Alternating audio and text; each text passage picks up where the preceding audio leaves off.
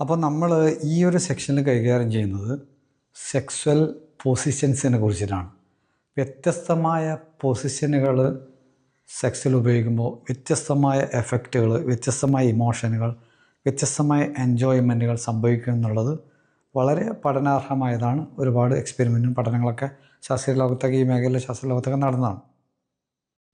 അപ്പോൾ ഒരുപാട് പൊസിഷൻസ് ഈ രംഗത്ത് സെക്സിലുണ്ടെങ്കിലും വളരെ അത്യന്താപേക്ഷിതമായ, വളരെ ഫേമസ് ആയിട്ടുള്ള, വളരെ കൂളായിട്ട് ചെയ്യാൻ പറ്റുന്ന ഏതാനും ചില പൊസിഷനാണ് നമ്മൾ പരിചയപ്പെടുത്തുന്നത്.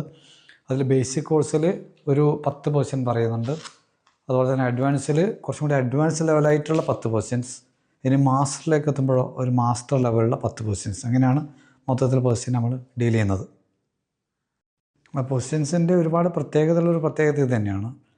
നമുക്ക് കൂടുതൽ പാർട്ട്ണറുമായിട്ട് കണക്ഷൻ കിട്ടാൻ ചില പൊസിഷൻ നല്ലതാണ്, കൂടുതൽ പ്രഷറിലേക്ക് എത്താൻ നല്ലതാണ്, കമ്മ്യൂണിക്കേഷൻ സാധ്യമാക്കാൻ ചില പൊസിഷൻ നല്ലതാണ്, ഇമോഷണൽ ബോണ്ടിങ്, ഇമോഷണൽ എക്സ്പീരിയൻസ് ഒക്കെ കൂട്ടാൻ ചില പൊസിഷൻസുകൾ നല്ലതാണ്.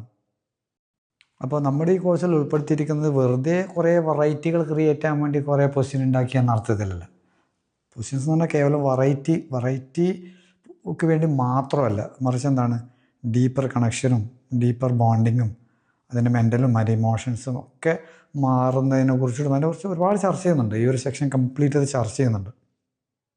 അതായത് കേവലം ഫിസിക്കൽ പൊസിഷൻ മാത്രമല്ല നമ്മുടെ ഈ കോഴ്സിൽ പറയുന്നത്, മറിച്ച് ആ ഫിസിക്കൽ പൊസിഷൻ, ശാരീരികമായ പൊസിഷനിലൂടെ ഉണ്ടാകുന്ന മാനസികവും ഇമോഷണലായിട്ടുള്ള മാറ്റങ്ങളൊക്കെ ചർച്ച ചെയ്യുന്നുണ്ട് എന്നർത്ഥം.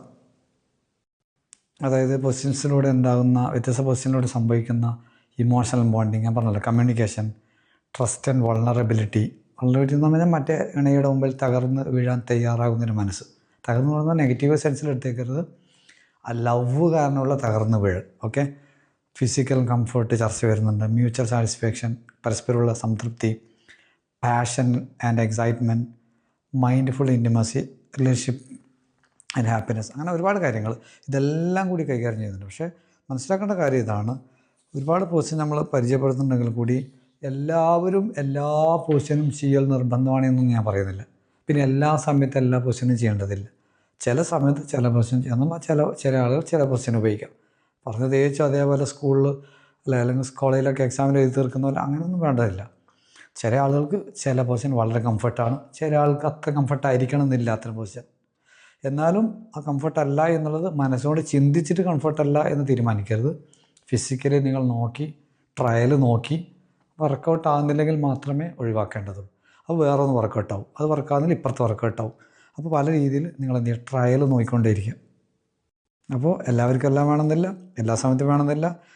ഞാൻ പറയുന്നത്ര നമ്മൾ ഈ ക്ലാസ്സിൽ ചർച്ച ചെയ്യുന്നത്ര ഇൻറ്റൻസിറ്റിയിലും വേണം നിർബന്ധമില്ല, ഒന്നും നിർബന്ധമില്ല. പക്ഷേ കേവലം പറ്റൂലാന്ന് വെച്ചിട്ട് മാറി നിൽക്കാനും പാടില്ല. ട്രയൽ ആൻഡ് എറർ മാത്രം, മെത്തേഡ് തന്നെ ഉപയോഗിക്കും.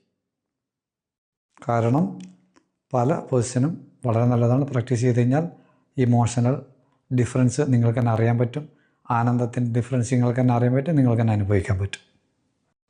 അപ്പോൾ ഓക്കെ, എങ്കിൽ നമുക്ക് എന്ത് ചെയ്യാം, നമ്മുടെ ബേസിക് കോഴ്സിൻ്റെതും അഡ്വാൻസിൻ്റെയും ഇൻ മാസ്റ്റർ ആയാലും ഓരോന്നിനും ഓരോ സ്പെഷ്യൽ ഇൻട്രോ കൊടുത്തിട്ടുണ്ട്.